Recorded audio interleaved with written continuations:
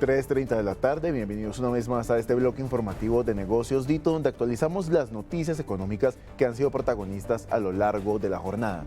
Por supuesto, hay que iniciar esta emisión con una novedad que llega desde el Ministerio de Minas, y es que se radicó en el Congreso un proyecto de ley, una nueva ley minera, mejor dicho, que es una reforma con la que se busca modernizar el sector y adaptar la legislación a los desafíos económicos, sociales y ambientales del país. Esta iniciativa planea fortalecer la soberanía del Estado sobre los recursos de este sector, por supuesto, consolidar el conocimiento geológico como un bien público e incorporar un enfoque diferencial para la minería de pequeña escala, tanto tradicional como ancestral. A esto se refiere el ministro de Minas y Energía, Edwin Palma. Creemos que no hay un momento más oportuno desde el punto de vista político, desde el punto de vista deliberativo, desde el punto de vista de lo que significa la minería incluso para la transición energética, que plantear esta iniciativa legislativa que hoy ya tiene más de 40 respaldos de congresistas y que esperamos se convierta en ley de la República en beneficio del país, del rol del Estado, del pequeño, de la pequeña minera y obviamente con protección del medio ambiente. A propósito de los detalles de este proyecto de nueva ley minera, nos conectamos con Carlos Cante, presidente ejecutivo de Fenalcarbón. Presidente, bienvenido y gracias por acompañarnos. Gracias, Sebastián. Un saludo para todos los televidentes. Gracias, presidente. Esta ley plantea unos cambios bastante trascendentales para el sector, no solamente dentro del marco jurídico, sino también dentro de las prioridades en cuanto a su avance, donde el ministro fue muy enfático afirmando que se busca que haya un tránsito hacia la transición energética principalmente. Desde el sector de la minería y del carbón, ¿cómo reciben esta nueva ley que se radicó? Bueno, este es un proyecto de ley que nosotros ya conocimos, básicamente con algo de maquillaje. Es un mensaje político desde el final del gobierno de Gustavo Petro, que se presenta ante el Congreso de la República, que ya había sido presentado en la legislatura anterior y que había sido rechazado, había sido archivado precisamente por falta de debate. Y volvemos a la misma discusión que tuvimos en su momento cuando fue radicado hace más de un año. Ese proyecto genera enorme incertidumbre regulatoria en el sector y, por supuesto, disminuye las posibilidades de inversión, porque pasamos de una ley minera con 362 artículos, una regulación integral, a un compendio de regulaciones dispersas que dependen de muchos otros factores en 255 artículos, que además queda sujeto a la regulación y que entrega demasiada discrecionalidad a funcionarios del Estado. Luego, esa condición de incertidumbre va a generar una disminución importante en las posibilidades de inversión formal en la actividad minera, sin desconocer que, por supuesto, hay unos problemas históricos que busca resolver este tipo de leyes que tienen que ver fundamentalmente con los conflictos socioambientales y con la minería informal, pero que para el sector formal, regulado, que hoy desarrolla las grandes inversiones en el país, podría estar generando demasiada incertidumbre. Fíjese que el tema del agua y la protección de los ecosistemas es protagonista, según lo que cuenta inicialmente el Ministerio de Minas, y con esta nueva ley se busca fortalecer precisamente los instrumentos de protección para estos dos puntos. Y esto obviamente también menciona la posibilidad de que caduquen títulos mineros cuando se ocasionen daños a las fuentes hídricas. Pero entonces, aquí qué tan importante es tener claras las reglas de juego para saber qué considera el Ministerio una afectación a los recursos hídricos, y desde las empresas también cómo evalúan ese tema para ver si pueden estar alineados dentro de ese análisis. Claro, es que precisamente lo que supera a la actual ley minera este tipo de proyectos es precisamente la certidumbre con respecto a una posición legal. La interpretación que se le entrega a los funcionarios públicos de lo que puede llegar a significar un grave daño ambiental, pues es supremamente contradictoria en las posibilidades de inversión. Si el día de mañana un funcionario público, después de que hemos invertido 20, 30, 50 millones de dólares en un proyecto minero, va a decir que existe una gran afectación al medio ambiente después de que hemos hecho todos los estudios, y esa posición discrecional y única del funcionario va a acabar con las posibilidades de inversión de lo que ya hayamos desarrollado, pues por supuesto que se convierte en un lastre para poder iniciar inversiones en el sector. Pero además de eso, es que toda esta nueva regulación que genera muchísimas limitaciones al desarrollo minero del país que no existían, pues a lo que conducen es a que,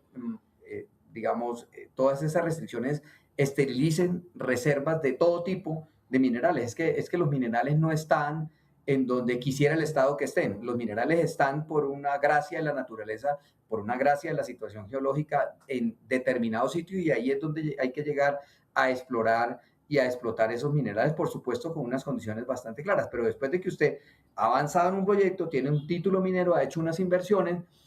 hoy, después de 10 o 15 años que estamos desarrollando esas inversiones, llega una nueva legislación que entra a aplicar en retrospectiva sobre esa titularidad minera y sobre esos proyectos. Por supuesto que eso es supremamente gravoso para la confianza inversionista en materia minera, no solo,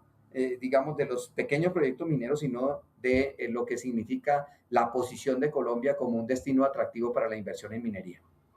Y fíjese que usted mencionó un tema muy importante y es sobre todo la disponibilidad de la variedad de minerales que tenemos acá en Colombia. Y el proyecto puntualmente especifica también la necesidad de diversificar y sobre todo buscar esos minerales estratégicos para la transición energética, por ejemplo, el cobre, el níquel, por mencionar solo un par. Pero también aquí una cosa que se le ha criticado mucho a este gobierno es darle demasiada prioridad al tema de transición energética, que todo hay que decirlo, no avanzó como se esperaba y se dejó de lado la industria de hidrocarburos, el petróleo, la minería, el carbón también. Entonces, ¿cómo entender de pronto cuál va a ser la condición o la regla de juego acá para que no se privilegie solamente a esos minerales estratégicos para la transición energética, sino que haya un balance donde todos los minerales de los que haya disponibilidad para todas las fuentes energéticas tengan la misma preponderancia dentro de este proyecto? Por suerte hay una nueva visión política que ganó las elecciones en el país, y esa nueva visión política a lo que nos invita es precisamente a pasar de la ideología a la soberanía. Y la soberanía implica no solo soberanía en materia energética, el aprovechamiento de nuestros recursos para garantizar la seguridad energética, sino la soberanía en el aprovechamiento de nuestros minerales para exportación, que eso no solo significa cobre, níquel, sino también carbón metalúrgico, carbón térmico, todo lo que hoy el mundo sigue consumiendo en la era en la que además estamos pasando de una discusión cuya narrativa estuvo dedicada durante muchos tiempos a acabar con la producción y consumo de combustibles fósiles, a una nueva narrativa que es pasar de la transición a la diversificación, en donde todas las fuentes de generación de energía, en donde todas las fuentes de generación de posibilidades industriales son necesarias para el desarrollo y para el crecimiento económico global. De tal manera que la consideración que debe tener un proyecto de ley de este tipo debe estar basada no en aspectos ideológicos a partir de la posición del gobierno, que por suerte ya está terminando, sino en aspectos fácticos de lo que está requiriendo el mundo. Un hecho también trascendental acá en Colombia es que un flagelo que tenemos que derrotar es el de la minería ilegal.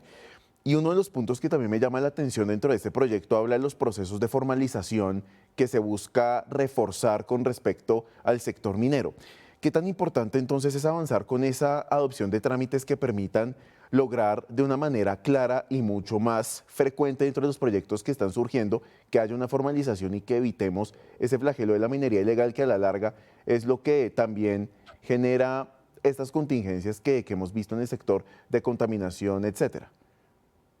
El fenómeno de la explotación ilícita de yacimientos mineros es un fenómeno similar a cualquier otra actividad ilegal que se pueda desarrollar en los territorios, y tiene que ver básicamente con el ejercicio del poder del Estado y del control territorial. Desde 1968 han existido más de 10 programas de legalización en el país, y cada vez que se propone un programa de legalización como el que está proponiendo este proyecto de ley, se incrementa la explotación ilícita de yacimientos mineros, porque genera un incentivo perverso a que las personas establezcan posiciones de desarrollo minero en algunos territorios que bien están titulados o son zonas de reserva forestal o de protección ambiental, con la intención de que el Estado en este tipo de programas de legalización pues termine legalizándolos de una u otra forma. Y lo que ha mostrado el resultado de esos más de 10 programas de legalización en estos últimos 50 o 60 años es que menos del 10% de quienes acceden a estos programas de legalización realmente tienen intención o son capaces de demostrar las exigencias pues, de tradicionalidad que requiere un tipo de programa de esta naturaleza. De tal manera que con este proyecto de ley, lejos estamos de poder resolver hoy el nivel de deforestación y afectación de las cuencas hídricas que se está dando hoy fundamentalmente por la explotación ilícita de yacimientos mineros. Si no hay control del territorio, difícilmente nosotros vamos a lograr con una ley resolver el problema de explotación ilícita de minerales. Ahí usted nombra un punto clave, presidente, y es el tema del control del territorio. Y para eso, temas como los diálogos con las comunidades étnicas y las comunidades aledañas a esos sectores donde se llevan a cabo actividades de minería también es trascendental, de acuerdo con lo que comenta también el Ministerio dentro de este proyecto de ley. ¿Cómo ha sido en estos años cuando se han dado esos procesos de formalización minera, ese diálogo con las comunidades para precisamente tener un poco más de margen de maniobra dentro del territorio y poder operar? Yo lo que creo, y lo hemos visto desde hace mucho tiempo, digamos, en casi 2 décadas que llevo de ejercicio público en el sector, es que la situación de las comunidades étnicas en los territorios ancestrales, en las zonas declaradas como zonas de comunidades indígenas, zonas de comunidades negras, es totalmente diferente y debe tener un tratamiento especial, por supuesto. Y el día que nosotros seamos capaces de entender de que esas comunidades étnicas, con los derechos que tienen sobre sus territorios, no solo corresponden al tema del suelo, sino también al tema del subsuelo, y que en algo este proyecto podría tener unas posibilidades, ese día en el que verdaderamente entendamos que las comunidades étnicas merecen ser socios de los proyectos, desprendiéndonos un poco de esa posición bogotanista, estatista, de que los recursos tienen que pasar por la Tesorería General de la Nación, y entender que las comunidades en los territorios también tienen derecho, como sucede en muchos proyectos en Estados Unidos o en Canadá, a participar de los beneficios económicos que entregan esos proyectos. Seguramente la situación va a ser distinta, pero es específicamente en lo que tiene que ver con esos territorios colectivos de comunidades indígenas y comunidades étnicas. Pero el fenómeno de la explotación ilícita de minerales y sobre todo del tema de la explotación de oro trasciende a ese tipo de territorios y hoy está afectando a la mayoría de cuencas hídricas de todo el territorio nacional. Presidente, hay un punto que hemos abordado muy por encima, pero no lo hemos mencionado a fondo. Usted ha nombrado en varias ocasiones durante la entrevista el tema del subsuelo. Y uno de los cambios más trascendentales, según lo que estoy leyendo que plantea este proyecto, es que el conocimiento geológico y el subsuelo se vuelvan un bien público. ¿Esto qué tanto cambia el panorama como está actualmente? ¿Y eso qué tanto le cambia la manera de operar al sector minero si se llega a aprobar de esta manera en el Congreso? No, de hecho, yo creo que es un tema simple y llanamente de percepción jurídica. El conocimiento geológico del subsuelo es un bien público, porque los titulares mineros tenemos la obligación de entregar todos los estudios que hagamos, tanto de prospección como de exploración, a la Autoridad Minera Nacional. Luego, esa información debe reposar en la Agencia Nacional de Minería. Pero lo que sí debería hacer el Estado, y que se inició con la reforma del sistema de regalías en el año 2011, es precisamente invertir en el conocimiento geológico del subsuelo para que se puedan posteriormente, con ese conocimiento, con esa valoración de reservas de diferentes minerales, establecer mecanismos de rondas mineras que le permitan una mayor participación económica al Estado a partir de la asignación de esas áreas. Lastimosamente, durante estos 4 años, el Servicio Geológico Colombiano brilló por su ausencia. No se hizo absolutamente nada en materia de conocimiento geológico del subsuelo, y eso lo estamos padeciendo hoy en día con la pérdida del conocimiento del subsuelo, que debería haber avanzado en por lo menos un 10% de lo que ya veníamos en la meta última, que si no estoy mal estaba como en el 23%. Luego, pues hay que seguir avanzando en ese sentido de que la entidad pública que le corresponde, que es el Servicio Geológico Colombiano, realice las inversiones para hacer mucho más conocimiento, tanto geofísico como geoquímico, de los yacimientos mineros en el país. Presidente, teniendo en cuenta que esto va a entrar a debates en el Congreso de la República, ¿qué llamado a hacerle a los nuevos parlamentarios que están recién posesionados para que tomen este tema desde el punto de vista técnico y desde el punto de vista de un sector que le otorga varios recursos económicos al país? ¿Qué es lo más importante a tener en cuenta a la hora de revisar esta ley minera? Bueno, yo creo que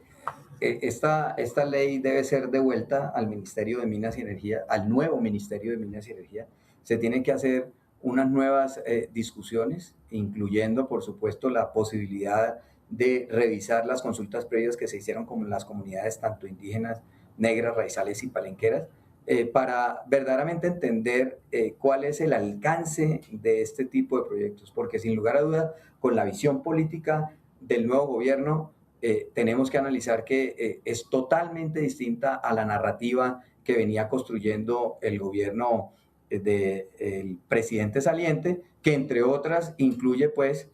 ahora con un maquillaje distinto la prohibición de la firma de nuevos títulos mineros de carbón, que no es esa, por lo menos así no lo hemos entendido, la posición del gobierno de Abelardo de la Espriella. Por supuesto, unos cambios de posición importantes que llevan a repensar muchas cosas del contenido de esta ley y sobre todo de cuál va a ser la política minera del próximo gobierno, que es algo que también estaremos pendientes de ver tan pronto tomen posesión. Carlos Cante, presidente ejecutivo de Fenalcarbón, gracias por estos minutos aquí en el bloque informativo de Negocios Dito. Muchas gracias, un saludo para todos los televidentes.